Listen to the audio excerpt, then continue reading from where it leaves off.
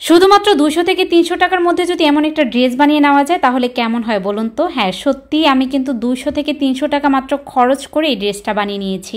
আমার কথা শুনে হয়তো বা অনেকেরই বিশ্বাস হবে না, তবে এটাই কিন্তু রিয়েল। আপনাদের সাথে সম্পূর্ণ ভিডিওটি শেয়ার করলে আপনারা বুঝতে পারবেন। আর এই ড্রেসটা যদি আপনি মার্কেট থেকে কিনতে চান 2000 থেকে 2500 টাকা তো নিবেই। ড্রেসটার সাথে যদি আমি ওড়নাটা না দিতাম তাহলে কিন্তু 200 টাকার মধ্যেই আমার ড্রেসটা ফুললি কমপ্লিট হয়ে যেত। কিন্তু আমার বাচ্চা খুব বেশি ওড়না পছন্দ করে আর ওড়নাটা আমি খুব গর্জিয়াস ভাবে বানিয়েছি, সেজন্যই আমার 300 টাকার মতো খরচ পড়েছে। আর এই ড্রেসটাতে আমার মেয়েটাকে মাশাআল্লাহ অনেক বেশি কিউট লাগছিল। আর এই ড্রেসটার বানানোর কস্টটা শুনে সবাই কিন্তু অবাক হয়ে গেছে, বিশ্বাসই করেনি। এরকম আরেকটা ড্রেসও কিন্তু আমি বানিয়েছি, সেটা মাত্র 80 টাকা দিয়ে, সেটা জর্জেটের মধ্যে, সেটা আপনাদের সাথে শেয়ার করেছি, আবার করবো ইনশাল্লাহ। তো এই ড্রেসটা আমি কিভাবে বানিয়েছি চলুন সম্পূর্ণ ভিডিওটি আপনাদের সাথে শেয়ার করি। তো আসসালামু আলাইকুম, যে যেখান থেকে আমার ভিডিওটি দেখছেন সবাইকে ওয়েলকাম জানাচ্ছি। তো আমি সাপ্তাহিক মেলা থেকে এই কাপড়গুলো নিয়েছিলাম। এই যে উপরের ফ্রন্ট পার্টটা দেখছেন এটা কিন্তু এরকম কাজ করাই ছিল, জাস্ট আমি তো এখন ফ্রন্ট সাইডের মতো ব্যাক সাইডটা আমি কাটিং করে তারপর এটার সাথে অ্যাডজাস্ট করে নিয়েছি। প্রথমে তো কেটে ভেবেছিলাম অ্যাডজাস্ট এমনিতে সাইডে সেলাই দিলে হয়ে যাবে, পরে কিন্তু আমার পার্ট টু পার্ট খুলতে হয়েছে,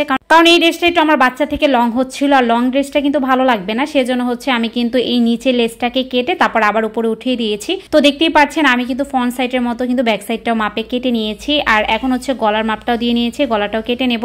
তো সামনের গলাটাও কাটাই আছে আর ডিজাইনও করা আছে, শুধুমাত্র পেছনে গলাটাই কেটে নেব। আর পেছনে গলাটা কিন্তু আমি ছোট রেখেছি, কারণ উঠানো গলা দিলেই কিন্তু ভালো লাগবে। আর এখন হাতাটা কেটে নেব। আর এই যে ফ্রন্ট পার্টের যে জামাটা দেখছেন এটা কিন্তু মেলা থেকে আমার মেয়েটা দেখে এত বেশি পছন্দ করেছে, এটাও নিয়ে ছাড়বে, কিন্তু আমি প্রথমে নিতে চাইনি, কারণ আমার কাছে ভালো লাগেনি। আমি চেয়েছিলাম এক কালারের কাপড় কিনে লেস লাগিয়ে খুব সুন্দর করে মেক করে দেবো। তারপর আমার বোনও বললো যে ড্রেসটাতে ওর অনেক বেশি ভালো লাগবে, তবে বানানোর পর আমি বিশ্বাসই করতে পারিনি যে এত কম দামে এত সুন্দর একটা ড্রেস বানানো যায়। তো আমার জামাটা কিন্তু কাটা একদম কমপ্লিট। এখন সালোয়ারটা কেটে নিচ্ছি। আমি আফগানিস্তান সালোয়ার কেটে নেব। এই সালোয়ারটা আমার কাছে মনে হয়েছে ড্রেসটার সাথে খুব বেশি ভালো লাগবে।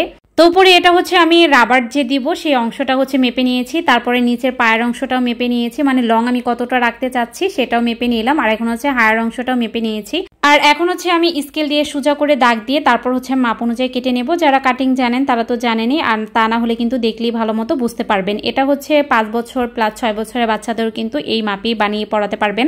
তো আমি একটু বড়ই বানিয়েছি, কারণ এটা তো সবসময় পড়া হবে না, দেখা যাবে যে উঠিয়ে রাখতে হবে, সেজন্য একটু বড়ই কেটেছি। তো সামনের গলাটা তো সেলাই করাই আছে, শুধুমাত্র পেছনের গলাটাই সেলাই করতে হবে, সেটাই আমি সেলাই করে নিচ্ছি। আর আমি এই জামাটা সেলাই পরে আমি কিন্তু দোকানে অবলক করতে দিয়েছি। আগে দেখা যেত যে আমি ঘরে অবলক করে নিতাম, মানে মুড়িয়ে সিলিয়ে নিতাম, সেটাই কিন্তু সবচেয়ে বেস্ট হতো, তবে একটু লেট হয়ে যায়, সেজন্য আর এটা করে নিই। দোকানে 20 টাকা দিয়ে আমি অবলক করে নিয়েছি। তো এখন জামার শোল্ডারটা আমি সিলিয়ে নিয়েছি। আর শোল্ডারটা সেলাই হয়ে গেলে তারপরে কিন্তু আমি হাতাটা সেলাই করে নেব। আর আমি 2টা করেই কিন্তু সবসময় সেলাই দিয়ে থাকি, হয়তো অনেকে শোল্ডারটা একটা সেলাই দেয়, আমি সবসময় 2টাই দিই। তো হাতাটা আমি মেঘে হাতা কেটেছি। সবাই কি হাতা বলেন আমার জানা নেই, তবে আমি কিন্তু এটাকে মেঘে হাতাই বলি, যেটা আমি ছোট থেকে শুনে এসেছি।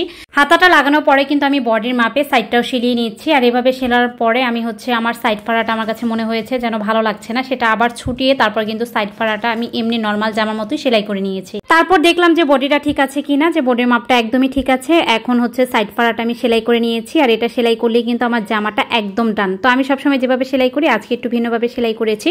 তো জামাটা তো একদম সেলানো শেষ, এখন স্যালোয়ারটা সেলাই করব। তো স্যালোয়ারটা সেলাই করার জন্য এখন পায়ের যে আমি মোহরিটা দেবো, মানে যে গোল অংশটা দেবো পায়ের, সেটাকে আমি বক্রম দেবো, সেজন্য বক্রমটা কিন্তু সেলাই করে নিয়েছি। আর এখন পায়ের অংশটা আমি কুচি দিয়ে নিচ্ছি। আর এই কুচি দেওয়াটা আমার কাছে খুব বেশি ভালো লাগে, অনেকে বলেন যে বিরক্ত লাগে, আমার কাছে কিন্তু খুব বেশি ভালো লাগে। আর এখন এই তো বক্রমটা জয়েন দিয়ে নিচ্ছি। এই সালোয়ারটা ছোট জামার সাথে কিন্তু খুব বেশি ভালো লাগে, অথবা শর্ট যে কোনো আপনি ফ্রক বানান না কেন সেটার সাথে কিন্তু এই সালোয়ারটা খুব বেশি যায়। আর এই তো বক্রমটা ভেতরে দিয়ে কাপড়টা কিন্তু উপরে সেলাই করে নিচ্ছি। কিভাবে সেলাই করছি দেখিয়ে হয়তো বুঝতে পারছেন। আর এখন আমি লেস লাগিয়ে নিচ্ছি। লেসের এই নিচের অংশটাকে একবার সেলাই করব, তারপর উপরের অংশটাকে আরেকবার সেলাই করে নিয়েছি। তো আমি 2টা পায়ে কিন্তু এভাবে লেস লাগিয়ে নিয়েছি। আর এখন পায়ের মুহুরিটা মেপে তারপর কিন্তু এভাবে সেলাই দিলেই কিন্তু আমার সালোয়ারটাও বানানো হয়ে যাবে। তো ড্রেসের কাপড় আর লেস কিনতে আমার কত টাকা খরচ পড়েছে সেটাই তো বলা হয়নি। এই যে সালোয়ারটা দেখছেন এটা 1.5 গজের কাপড় কিনেছি আমি 30 টাকা গজ করে। আর জামার পিছনের পাটটা কিনেছি 30 টাকা দিয়ে। আর সামনে যে ফ্রন্ট পাটটা সেটা 120 টাকা দিয়ে কিনেছি।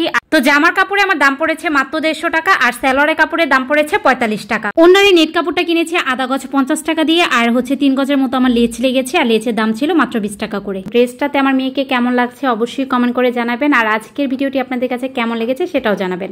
ইনশাআল্লাহ আপনাদের সাথে এখন থেকে এরকম সুন্দর সুন্দর ড্রেস মেকিং এর ভিডিও শেয়ার করবো। ইনশাআল্লাহ আমার পেজের পাশেই থাকবেন। ধন্যবাদ।